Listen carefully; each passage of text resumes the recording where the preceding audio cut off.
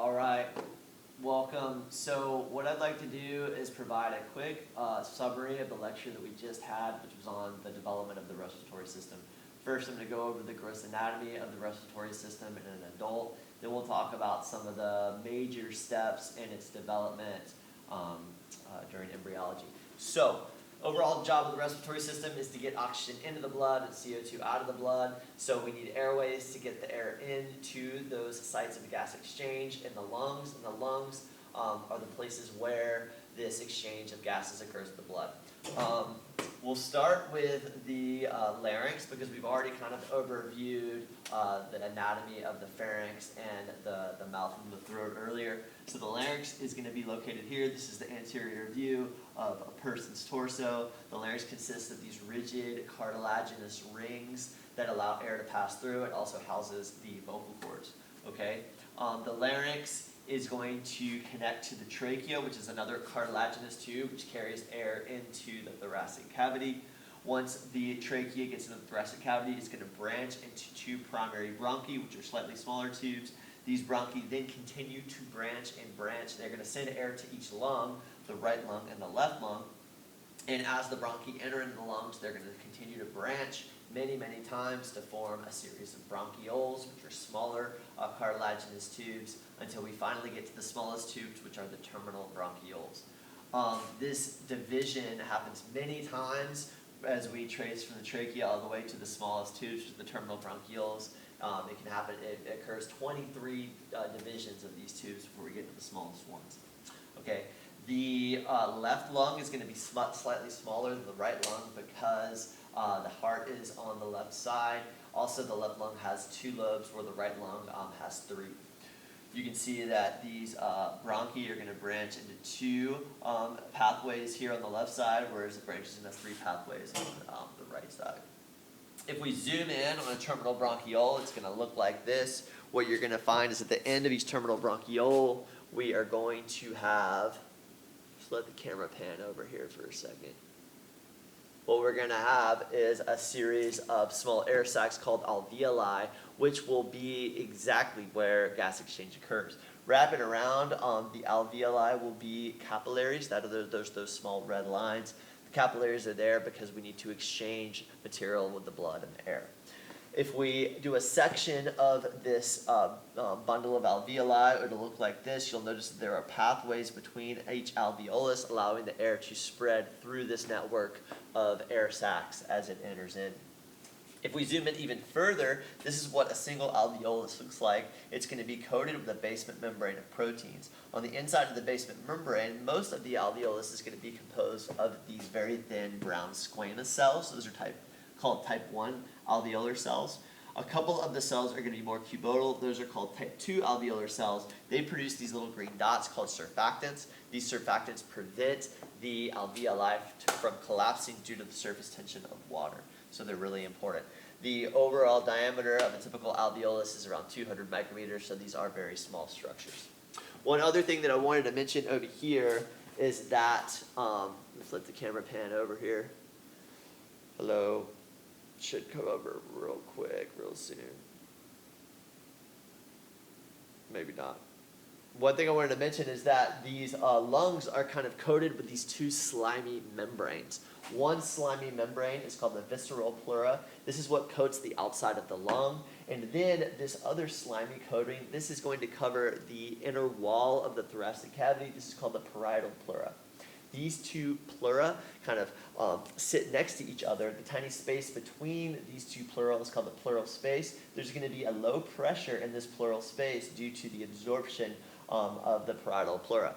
This negative or this low pressure is going to hold the lungs open in the thoracic cavity, and it's really important that that negative or low pressure in the pleural space is maintained. If it's not, that will lead to a collapsed lung or a pneumothorax. So, let's kind of jump over here. A little bit of a review from last time just to kind of remind us of the different types of mesoderm that exist in an embryo. This is the trilaminar germ disc. Early on in development, before the gut tube has formed, we have ectoderm. This is a cross-section of the embryo. Here is the layer of blue ectoderm. This tube right here is the neural tube. And then we have sections of mesoderm that sit lateral to the neural tube. This first section is the paraxial mesoderm, then we have the intermediate mesoderm. Next to that is the lateral plate mesoderm, which consists of the somatic mesoderm, which branches upwards next to the ectoderm, whereas the splanchnic mesoderm is going to go downwards or ventrally and lie next to the endoderm. This green line is the endoderm, which will ultimately form the gut tube.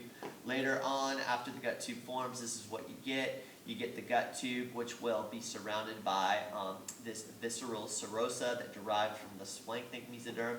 This outer kind of inner lining of the coelom, which is this white space, is going to be coated with the parietal serosa, and that was derived from the somatic mesoderm. All right, now if we go over here, this is kind of how the lungs continue to develop. And it relates to what we were talking about here with these different types of mesoderm. This is a lateral view of the gut early on in development. As the gut tube is forming, we're going to have the foregut, the midgut, and the hindgut. And then down below, you have the connection to the yolk sac. The lungs are going to develop as a tiny little pocket of tissue that grows off of the ventral side of the foregut. Specifically, if we look at the branchial arches, which are in this location of the foregut, the lungs are going to develop off of the ventral side of pharyngeal or branchial arches 4 and 6.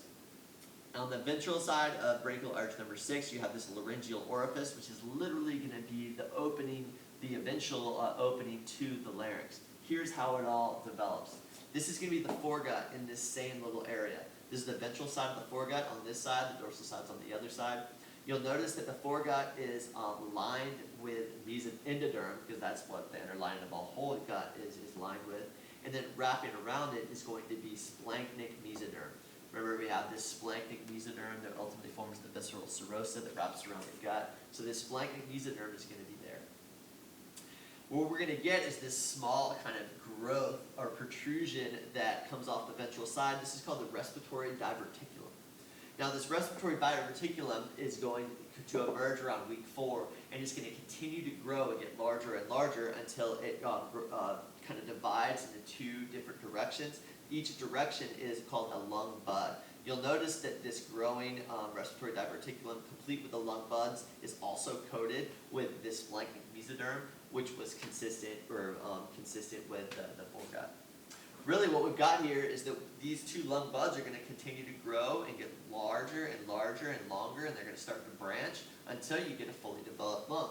By week 8, this is what it looks like. Now this lung buds have continued to kind of grow and branch into bronchial buds, 1 bud for each large branch of the bronchi that go into each lung. 3 for the right, 2 for the left.